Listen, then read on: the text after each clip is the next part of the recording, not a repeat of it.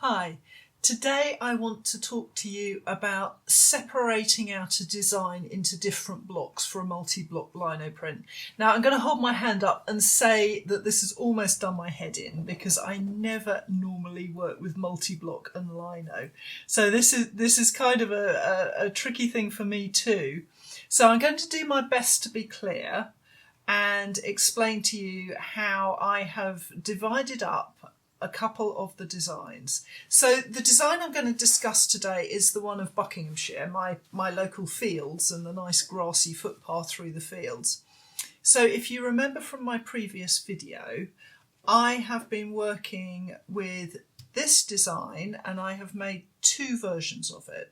One that I want to be quite graphic, that's going to be a lot about cut marks, that's going to be have a frame in part of it. The other one I want to be much more natural and painterly and soft. So I'm going to talk about the graphic one, the one with the frame first. So let me put that to one side. Now when you think of a multi-block print, here is one I've coloured in, and logic would tell you that when you split up your blocks for a multi-block print, you have the different colours on different blocks and they all fit together like a jigsaw, and you end up with a design that's clear like this one here, where every colour is sitting in its own little shape. There are a couple of things that are wrong with that as far as I'm concerned.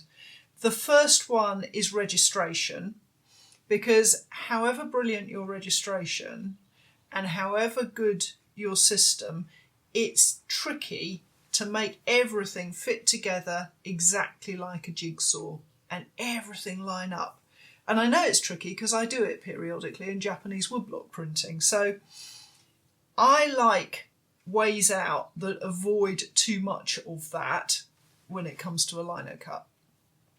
The other thing that worries me about working like this is that it's quite sterile. Even if I were to go in and start using inking techniques where I'm rubbing away or I'm painting with different colours and things, it's still very sterile with everything in its separate little area. So I haven't divided my print up like this. The other thing about this is that there are 5 blocks to this print, and actually I've managed to get it down to 4 blocks working in the way that I've laid it out. So there's a little bit of economy there. That's just an aside really. So that's what sort of convention would say you would do for a multi-block print. But I have a selection of transparent layers. Now I did not do these, I'm rubbish on the computer. So my brother-in-law and Mr. B did these, and I have to say all 3 of us nearly came to blows over it, mainly because I was so inept at saying what I wanted. So what I have here is two tracings. One has got a black outline on it and one hasn't. And the reason I've got 2 is that this tracing with the black outline shows you the position of the lino block in the whole image, so you can see what I'm referring to. This one is the actual lino. So the pink is the area that's going to print. We've coloured it pink because, as you'll remember if you saw Lino with Laura the first series, I tend to stain my lino pink before I cut it. So we went with the pink colour. So where the pink is, that is the lino that's going to print. So what I've done is to split it into areas, and this is the first area, if you like, if we go from pale to darkest inkings.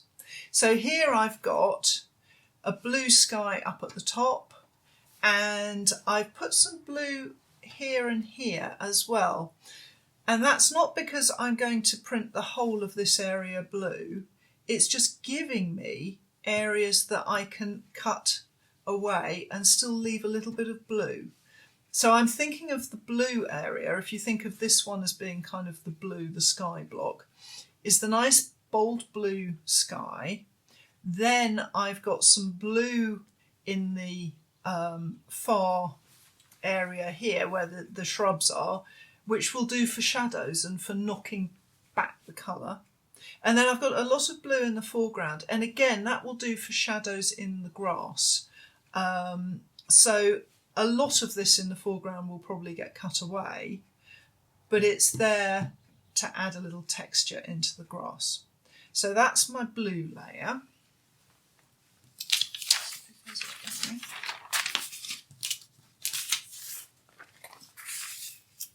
And my next layer is going to be the backfield, some of the shrubs and the tree. Now I don't want any green down in the trunk of the tree, so it's only the foliage there. And here, this is going to, I plan this to be a palish green.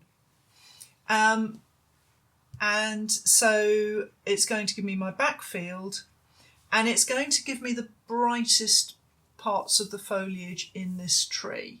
But I've made it cover the whole tree because when I put the darker blocks on top of it, I don't have to line them up.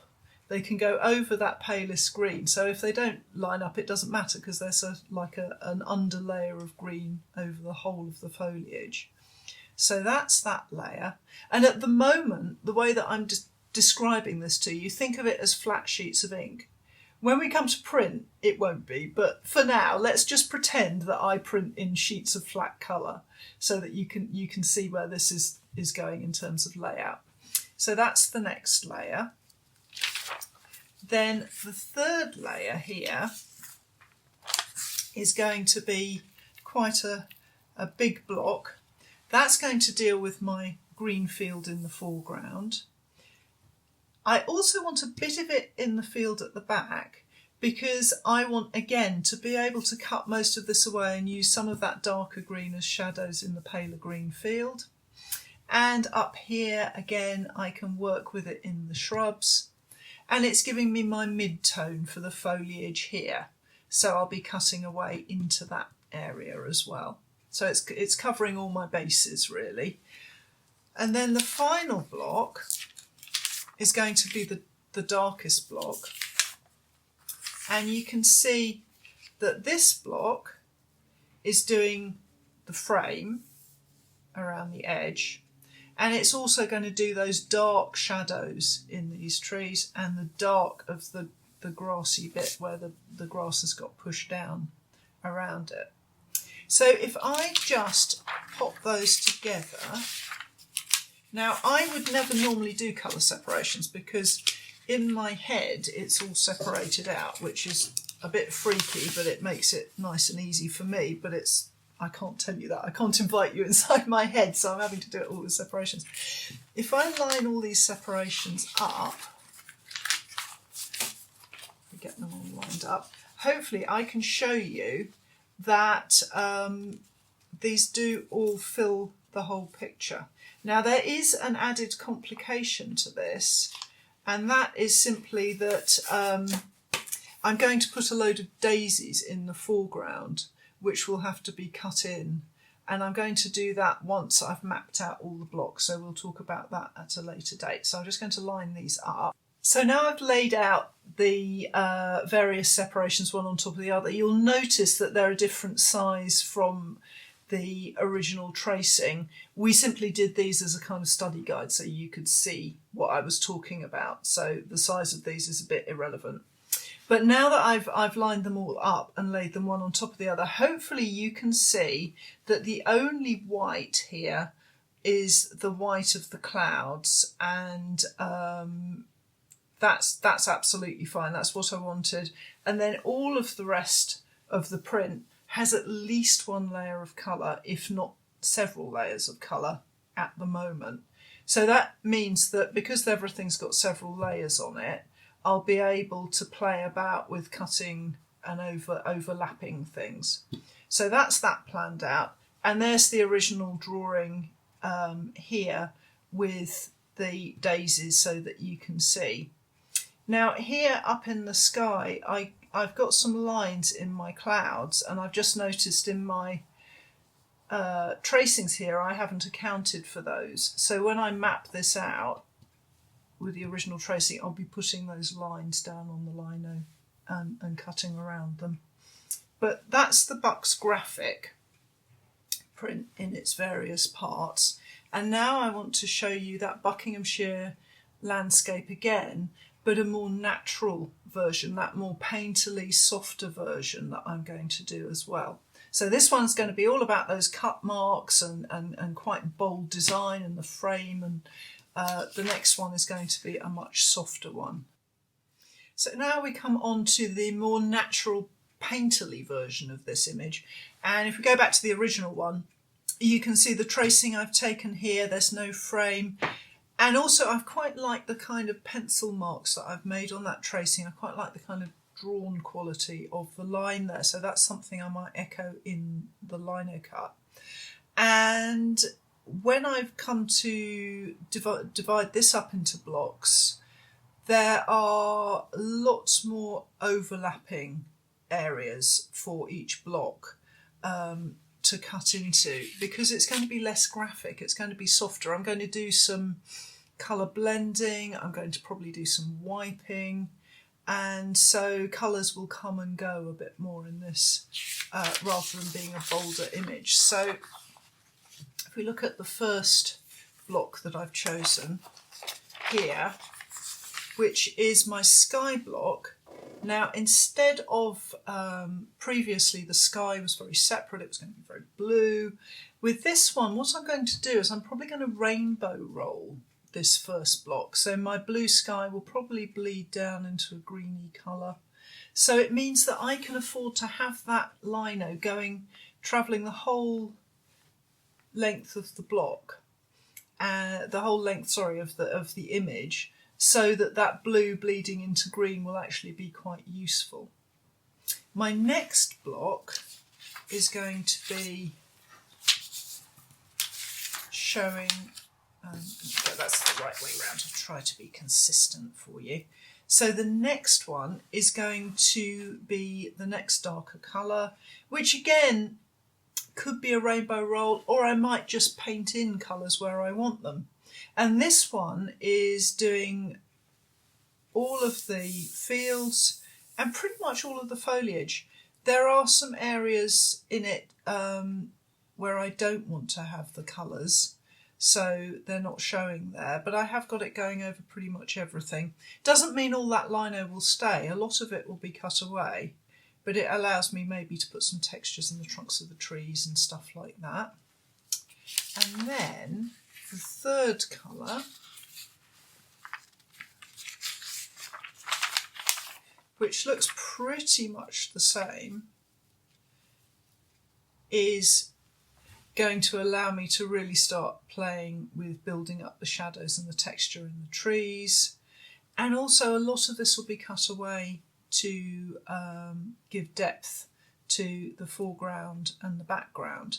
So basically what I'm doing here is, it may look like it's just block after block that's pretty much the same, but I'm just giving myself a lot of lino to play with. So as I cut into them, the blocks will start to look very different. And of course, that's something that I'll show you as we go along. Now, the final block is going to be the darkest shadows. So that is going to do the job. And this is the one that probably looks like the most sensible because it's doing all the darkest areas. So that one, it sort of goes on at the end and will be the dark shadow block. So if I line these up again, you'll see that if I want to scatter white daisies in the foreground, I'm going to have something of a problem. So let me just line those up for you. So now I've lined up my painterly Bucks design, and here it is on the right hand side. And you can hopefully see that, like the Bucks graphic design, there's lino covering all of the areas that are needed except the white of the clouds. But I've put the Bucks graphic next to it because I want to talk to you about daisies. And daisies are kind of what's going to make this an interesting print. Round our way, they haven't been cut in the grass, and it is just a sea of white, which is really, really beautiful. But I have to think about how I get the white of the paper to show through these layers of lino. If it was just one layer of lino, it wouldn't be a problem because I would just cut holes in it for the daisies and I would print it and that would be an end of it. But as you can see from my layering, I've actually got several blocks in the foreground that I have to deal with. So if I go to the Bucks graphic one first of all, it's very important for me that this print, the daisies are bold, they're crisp, it's very it's more graphic than natural. But I actually have two blocks dealing with this is the foreground area where the daisies are going to go. So if we split that into the blocks, if you remember, this is the sky block, the blue block, and what I said was that it was going to do the sky, but it was also going to do some shadows and some texture in the foreground. But there's not going to be very much of it left in the foreground. It's going to be little stemmy bits in the grass. So in actual fact, you have to visualise that most of this lino will be cut away. So it won't actually be there to interfere with my daisies. So when I get my daisies printed, there is actually really only one layer. There's this layer in the foreground. So I can merrily cut daisies into this, knowing that nothing's going to interfere with them. They're going to be crisp and white and clean and no problem. So I'll get my graphic daisies out of this graphic block. Over here, with my more naturalistic Bucks landscape, I've actually got, let's have a look, 3 blocks that all overlap in my foreground. And that's kind of okay, because in this print I want it to be gentler and more subtle, and what I will do is I'm going to cut random daisies into each layer, and I'll be careful about it, and what will happen is that some of the layers will line up, and where everything lines up, the white daisies will show through. Some of them won't. Some of them will only be 1 layer of colour. Some of them will be 2 layers of colour. So it'll be a gentler feel to it. Bear in mind also that probably quite a lot will be cut away from some layers, so they won't interfere at all. But in this image, which is the more natural one, I'm not so interested in having those isolated white dots of daisies all over it, because it's going to be a softer, gentler, more painterly image anyway, and so it will be more in keeping with that you don't have those stark white dots everywhere. So when you're planning out something like this, it's a good idea to think about what it is you want from the print, what the important parts are, how you want them to be, and that your approach is sort of sympathetic the whole way through the print, so that nothing is really very jarring or difficult, and it all kind of flows one from the other.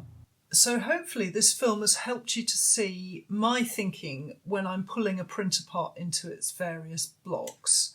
And it's a really good idea when you are designing a linocut to ask yourself some pretty basic questions about what it is you want the image to be like. What's the important part of the image? How is that working with the rest of the picture? Have you got a particular aim? Do you want it to be about the cutting? Do you want it to be about the printing? That kind of thing. And that way you can think about little details like I have with the daisies, and how you want to approach them. Hopefully you won't do your head in by trying to work on different versions, but it's been an education for me, I have to say. So I'll be doing the same thing with the Scottish designs as well, and I hope you found this useful, and I hope you'll join me again.